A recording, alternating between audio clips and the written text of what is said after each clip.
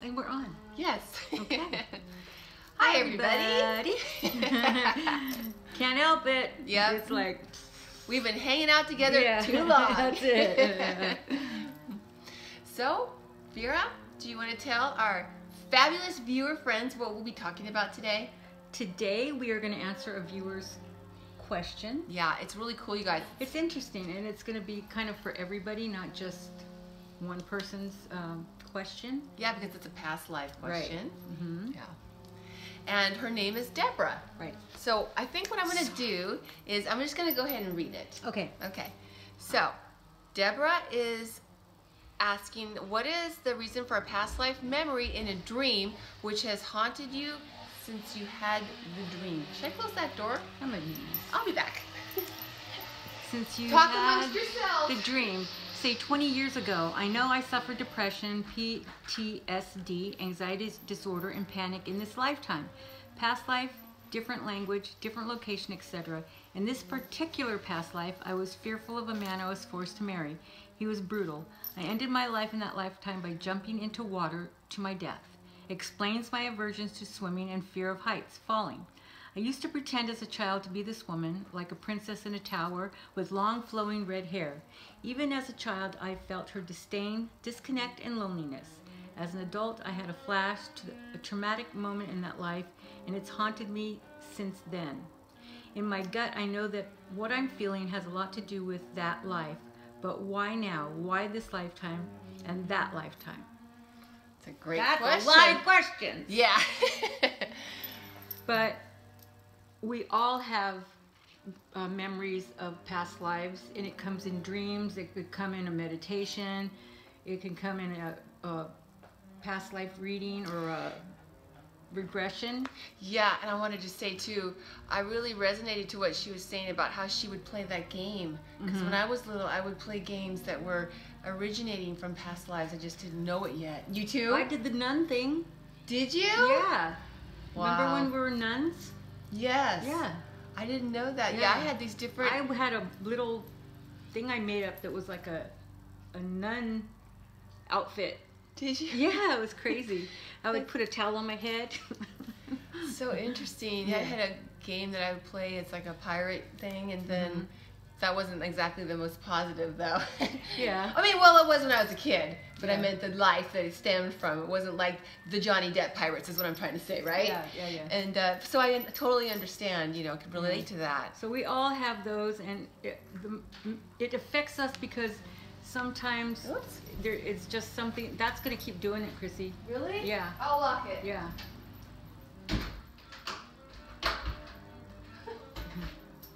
Yeah. So in a past life, and the reason why it bubbles up in this lifetime is because something stirred that cell memory up. Isn't that the truth? So something that happened to her, because she's suffering from a lot of different things: depression, post-traumatic stress disorder, anxiety disorder, panic. So that's all stuff that she's carried over from different lifetimes that she has the chance to resolve. And that's why she's having them over again, because in past lives she hadn't been able to release that. So what's important for her now is to be able to realize that it's a past life, been there, done that. You don't have to have the emotion of it anymore. You can kind of step back and be the intellect and just decide, I don't need to have that in my life. Now, the part of the thing that she's been diagnosed, remember, we are not doctors. Right. This is a spiritual aside to whatever it is that doctors tell you to do, that you can do in tandem. Exactly. But we are not doctors, so just because I'm telling you, you be able to release it, let it go, and just realize that that was a past life that was then. It's not happening now, unless something triggered and it happened again in this life. So that's what triggered. Happens a lot. Yeah, what triggered that to come back. But there's ways of releasing it and letting go, and especially when you're ready to do it. Right. Because we all have the guardianship of the mind. So she would not be getting this information if she wasn't ready. Right. It would still be like, I don't know why I feel this way, And so Lucy. Puppy friend. Yeah. So that's what I would recommend to her, is that she be able to look at what she remembers and then release it and let it go. You could blow it up into a balloon and just let the balloon go. Visualization. Yeah. You know, or you can write a petition and burn it and saying, I'm giving it to you, God. Yeah. Or your higher power, whatever it is that how people believe. You know, so there's different ways to release and let it go. That doesn't mean because you let it go now you don't take your medication. Right, right. You know, because that's a huge part. Sometimes we write in that we need to experience a disorder of some kind, and then we have to take something to make us balanced. Right. But we can always use the spiritual side too, in tandem, like I said, so that you can just really release and not have to be, how did she say, she's haunted. You don't have to be haunted by a past life. Right. You just have to see what it was, what you were there to learn. And I know a lot of times people go, well, what am I supposed to learn about a man that would beat me, or, you know, but there's a vast array of things that you learn. Oh, there is. To stand up to it or to move away from it. There's all different kinds of things. Yeah, and you know, another thing too is to know that we are our virtues and our heart and our soul, and it's not something that somebody can beat out of us or destroy. Even if they destroy our body, they can't take away from us who we are. That's the thing with post-traumatic stress. Don't even think about it, Lucy. Those are my sandals. She likes to. Yeah, I better take those. I'm gonna put them back here. They're not for you to play with, okay? Good girl. But yeah, so you know, with post-traumatic stress, definitely that. You know, one of the things that we found is, you know, that could be bleed-throughs from other lifetimes, and also from earlier in this life, or different experiences in this life, or something like you just said, something that's happening in this current lifetime now, you know. And I also wanted to say too, you're a good girl. One of the things that helped me in releasing is journaling, and we've talked about that before. But so many different ways. But journaling I liked because, you know, or even art, if she's into even drawing or something like that, is taking what you experienced in that life, Deborah, and you can turn it into almost like your strength. Like when you see images of the woman with the red hair, you can find something about yourself in that life that because you are the same soul, and resonate to that and bring up more of the strength of it, and it lessens the power that that person had over you in that lifetime, and it pulls up your own personal power.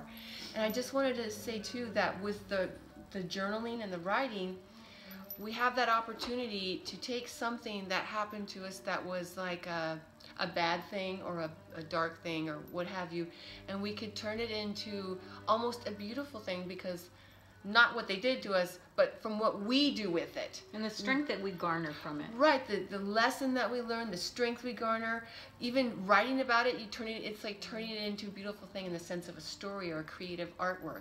You know what I mean? In some way. So there's different ways that you give can it a positive ending where it might not have had before. Exactly, you can rewrite it, and because, you know, like, and what's good about journaling too, not just that you're putting your thoughts down, but whenever you're writing, you're in your subconscious mind, and the subconscious mind is going right through your arm to the page. I love it. And that art is dying because nobody writes anymore. Yes. You know, so, but if you don't like to write, you can use an audio recorder to say, you know, say whatever it is that you were going to write.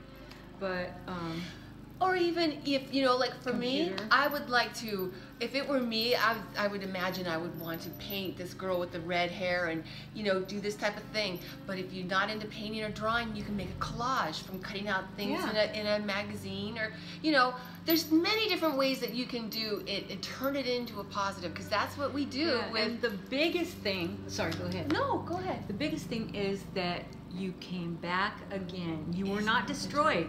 You were not destroyed by that past life or whatever past life or whatever they did to you. You're here again. So your soul lives on. you're back. Yeah, and it's like a badge of honor. Exactly. You're stronger than that. You're stronger even though it's horrific things that may have happened. Of course. But that's the thing. They cannot. You were strong enough to come back. Yeah. They didn't take your light from you. They didn't take from you who you are. Yeah. And people don't realize how strong they are. Because when we come into life, it takes the strongest of the strong.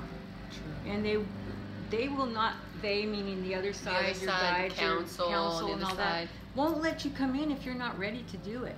Exactly. So obviously, you're ready to do it, and it's challenging because you forget, because you're not on the other side anymore, so you think like, oh, this is just the most horrible thing. And it is. It is. But you turn it into strength. Exactly. That's what we're here to do. Yep. So it's in us. We're powerful souls. Yeah, so that's why now, this lifetime and that lifetime. Because, and there was unfinished business, so you had to get it done in this lifetime. And it looks like you're doing it because you've asked the question. Yeah. That's the most important one. You know the situation. Yeah. That's key. Yeah. Because a lot of people don't know why. Right. They're going through that. And what's great about this too, everybody, is that one person's question and can lead to answers for a lot of us because of the understanding. A lot of us have, whether it's post-traumatic stress or depression or panic or anxiety, those types of things really all come from negativity that's affecting us. And these are different ways that, and Vera and I, we want to give you more ways to help yourself too, to not allow the negativity of what's happening to us or what's around, in the world or around us or going on to affect us in the sense of, being afraid or, panic taking over or falling to depression and those types of things through our tools for protection and different ways to release negativity and to know that the power of our soul is more powerful than and we're talking any about negativity, not just depression that we get once in a while. No, that's easily combated with the tools for protection. But when we write in to have something more severe, that's when you use both. You have to do what's best for you and listen to our spiritual side and what the door's shut. I thought they're going to still be able to hear it. The door's open that much. Sorry, people are doing their lawn. Yeah, it's Saturday. No, it's Wednesday. Remember? Oh, it's Wednesday. Yeah. So that's if you go. Do we have any tools for protection on our website? I should know that. Well, I don't remember. We have a class coming up that has tools for protection in it, and eventually too, Vera and I want to do a class for post-traumatic stress too. Yeah. So that's especially for military and veterans and a large group, I should say, huge group of people that suffer from post-traumatic stress are sexual assault victims or survivors. Survivors, not victims. Yeah, exactly, because we're not a victim to our situation. We can overcome. We do. Yeah, and it's challenging. I'm not saying that it's not. We're not trying to gloss over it because it's challenging. No, and it's the depth of what we chart. We wanted to experience that. One of the things that you've said before that's really stuck with me is sometimes we just need to be in that emotion. You have to just, and that's verbalizing exactly how I've felt at times. It's like, no, I feel like I want to feel this, to go through it. Yeah, because then you'll be able to see what it feels like to be happy and joyous. It's because you know what it feels like to be down. Yeah. And you can feel those both, and then you can measure. Exactly. It's having that victory after the struggle in a way. Exactly. Yeah. But exactly. Yeah. But was there anything else that you wanted to say? No, that's about it. Question? But we wish you the best, Deborah. Yeah. And anybody else that is going through that situation. We've all gone through it. And no matter if somebody's gone through it, it's not your situation.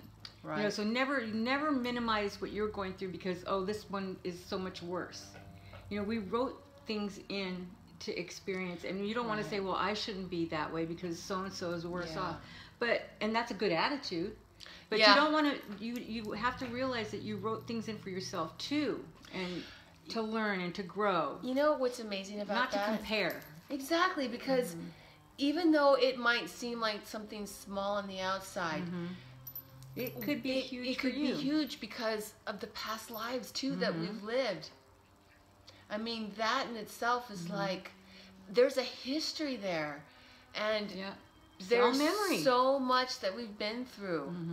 That we're here, and this, like we talked about before, this is a last life for so many of us. So many people.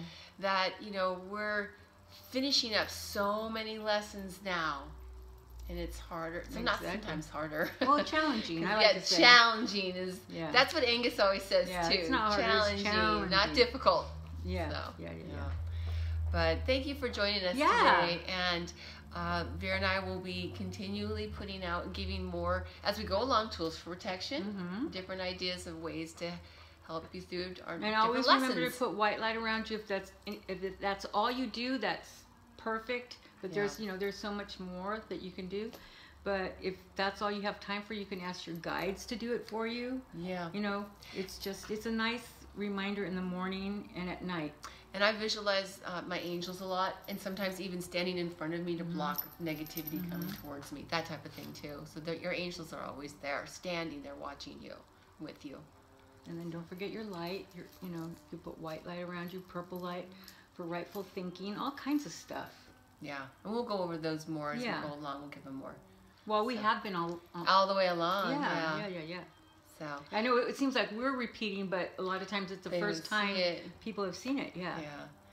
Well, thank you for joining us. We hope that you have a very fabulous week. Yeah. And then there was somebody too. I wanted to, Mimi Z, an ocean of love to you too from both of us. Yeah. Yeah. Thank you, everybody. Thank you. Bye. Bye.